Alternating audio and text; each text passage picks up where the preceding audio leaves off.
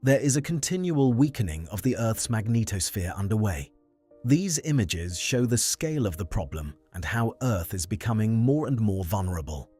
This is what our planetary protection should look like: safe solar radiation levels and sufficient protection from any rogue solar flares that might come our way.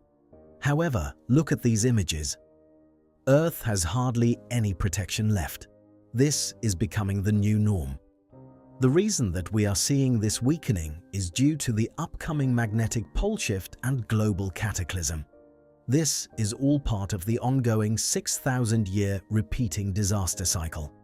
As a result of this cycle, civilization as we know it will come to an end sometime between 2030 and 2050. It's quite a scary prospect, especially if you have young families. Some people have been asking me, what should we do? Well, there are basically two things you can do.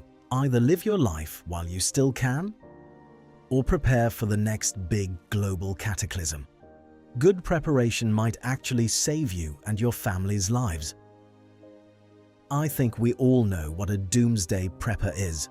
A prepper is a person who believes a catastrophic disaster or emergency is likely to occur in the future and makes active preparations for it, typically by stockpiling food, ammunition, and other supplies. Today, I'm going to talk to you about one of the original preppers who lived a long time ago, 6,000 years ago, in fact, and his name was Noah. Noah is written about in the ancient Bible stories, and whether you believe the Bible or not, it is important to remember that many ancient stories and myths are actually based on fact, or have evolved in some way from historical events, passed down from the witnesses to these events. While watching this video, please consider that some embellishment may have occurred, but the common theme remains, which is a warning to us all. The world during Noah's time was wicked and violent. In contrast, Noah was described as a righteous man. Apparently, he was the 10th generation descendant from Adam and Eve. And if you look into Noah's birth and life, you will find that he was a very special person. He was born with great wisdom. He was proficient in shipbuilding, farming, animal husbandry, and in terms of an occupation, he was probably likely to be a farmer or a craftsman.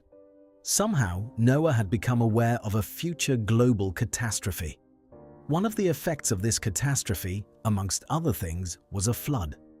Knowing this event was coming and with a time frame to prepare, Noah began to build a large boat, and it became known as Noah's Ark.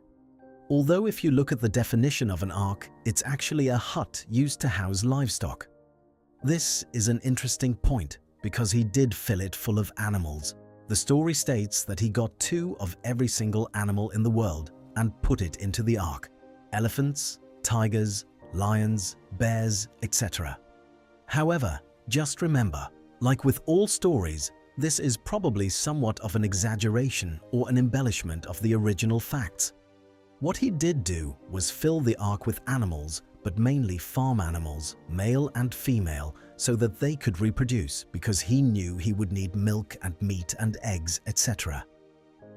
This was all part of the stockpiling, future planning and prepping. He also stockpiled seeds, farming tools, water, etc. And he got help from his sons during the building, and these sons also helped collect food and supplies all the time he was building.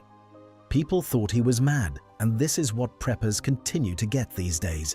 But he carried on, and he eventually finished building his boat with its built-in animal shelter and managed to stockpile a sufficient number of animals, food, seeds, etc. The Bible and other scriptures say that God gave him the knowledge of the upcoming catastrophe as he was a good man, whereas the rest of the world was full of wickedness. But there are other theories out there about where he obtained this knowledge. If, like me, you are aware of a constant, regular, repeating 6,000-year global disaster cycle, it stands to reason that this information could very well have been passed down from the survivors of previous events through stories, written text, stone tablets, etc. We still have the stories from the previous biblical flood referred to in Christian scriptures, Sumerian scripts, Mesopotamian, Islamic in the Quran, Greek, Hindu, Chinese, Native American, etc. All the stories talk about this flood, and the stories have always been there. But due to the long time between these catastrophic events, these stories passed down over hundreds and hundreds of generations and now referred to as myths, and people don't really give them a second thought. But in my view, you should never dismiss the hidden facts in thousand-year-old myths. According to the book of Genesis in the Bible, Noah brought the following people into the ark: his wife, his 3 sons, Shem, Ham, and Japheth, and their wives. So in total, there were 8 people in the ark.